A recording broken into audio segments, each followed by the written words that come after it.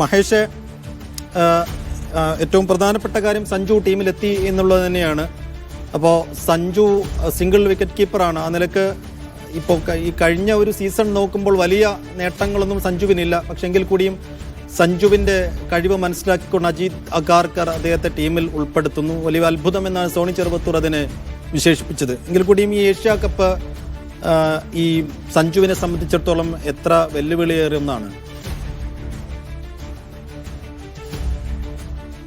സൈഫുദ്ദീൻ, യഥാർത്ഥത്തിൽ Asia കപ്പിനുള്ള squad എന്ന് നമ്മൾ പറയുമ്പോഴും ഏഷ്യ കപ്പ് മാത്രമല്ല ടീം ഇന്ത്യയുടെ മുന്നിലുള്ളത്. വരാനിരിക്കുന്ന T20 വേൾഡ് കപ്പ്, അടുത്ത വർഷം നടക്കാനിരിക്കുന്ന T20 വേൾഡ് കപ്പ് കൂടിയാണ്. ഒരു പക്ഷേ ആ വേൾഡ് കപ്പിനുള്ള സ്ക്വാഡ് എന്നുള്ള രീതിയിൽ കൂടി നമുക്ക് ഇതിനെ പരിഗണിക്കേണ്ടി വരും. ചില മാറ്റങ്ങളൊക്കെ സ്വാഭാവികമായി ഉണ്ടായേക്കാം. എന്നാൽ പോലും അതിനുള്ളൊരു മുന്നൊരുക്കം കൂടിയാണ് നമ്മൾ അതിനകത്ത് കാണുന്നത്. നേരത്തെ നമ്മൾ ശ്രേയസ് അയ്യരുടെ കാര്യം പറഞ്ഞല്ലോ സൈഫു. ഈ കഴിഞ്ഞ IPL 17 മത്സരങ്ങളിൽ നിന്ന് 604 റൺസ്, 50 ഏവറേജിൽ 175 സ്ട്രൈക്ക് റേറ്റിൽ നേടിയ താരമാണ് ശ്രേയസ് അയ്യർ. നേരത്തെ സോണി ചെറുവത്തൂർ സൂചിപ്പിച്ചതുപോലെ തന്നെ പ്രതിഭാ ധാരാളിത്തം തന്നെയാണ് യഥാർത്ഥത്തിൽ സെലക്ടർമാരെയും കുഴക്കിയത്. പ്രത്യേകിച്ച് മധ്യനിരയിൽ ശ്രേയസ് അയ്യരെ കൊണ്ടുവന്നാൽ ആരെ അവിടെ മാറ്റി പ്രതിഷ്ഠിക്കും എന്നുള്ളതാണ് അവരെ കുഴക്കുന്ന മറ്റൊരു കാര്യം.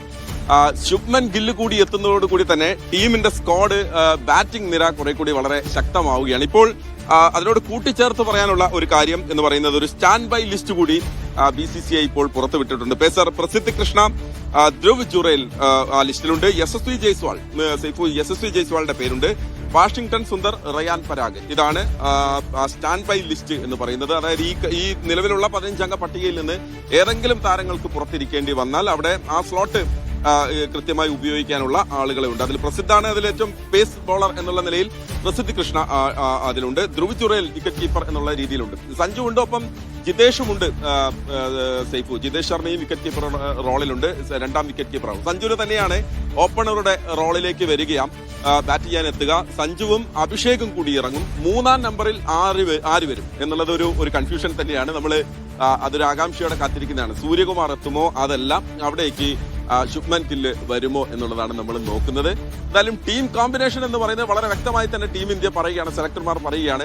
ഏഷ്യ കപ്പിന് മാത്രമുള്ളതല്ല, യഥാർത്ഥത്തിൽ അടുത്ത വർഷം വരാനിരിക്കുന്ന T20 വേൾഡ് കപ്പ് കൂടി മുന്നിൽ കണ്ടതാണ്. സഞ്ജുവിനെ സംബന്ധിച്ചിടത്തോളം, വ്യക്തിപരമായി സഞ്ജുവിനെ സംബന്ധിച്ചിടത്തോളം അടുത്ത T20 ലോകകപ്പിൽ കഴിഞ്ഞ സ്ക്വാഡിൽ അദ്ദേഹം ഉണ്ടായിരുന്നു. പക്ഷെ അദ്ദേഹത്തിന് അന്ന് കളിക്കാൻ സാധിച്ചിരുന്നില്ല, ടീമിൽ ഇടം അന്ന് നേടാനൊന്നും സാധിച്ചിരുന്നില്ല. പക്ഷേ ഇനി മുന്നിലുള്ളത് അദ്ദേഹത്തെ സംബന്ധിച്ചിടത്തോളം ഒരു കടുത്ത പരീക്ഷണം തന്നെയാണ്, അഗ്നി പരീക്ഷ തന്നെയാണ് സഞ്ജുവിനെ സംബന്ധിച്ചിടത്തോളം.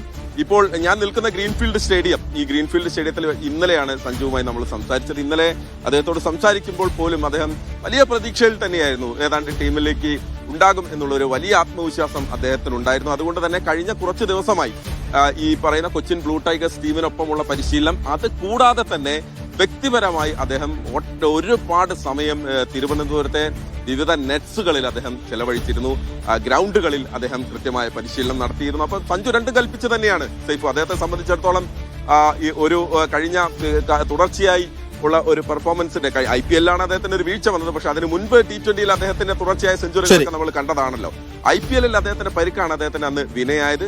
തിരിച്ചടിക്കണം, സഞ്ജു തിരികെ വരാനുള്ള ഒരു അദ്ദേഹത്തിനുള്ള കിട്ടിയ ഏറ്റവും വലിയ അവസരം കൂടിയാണ്.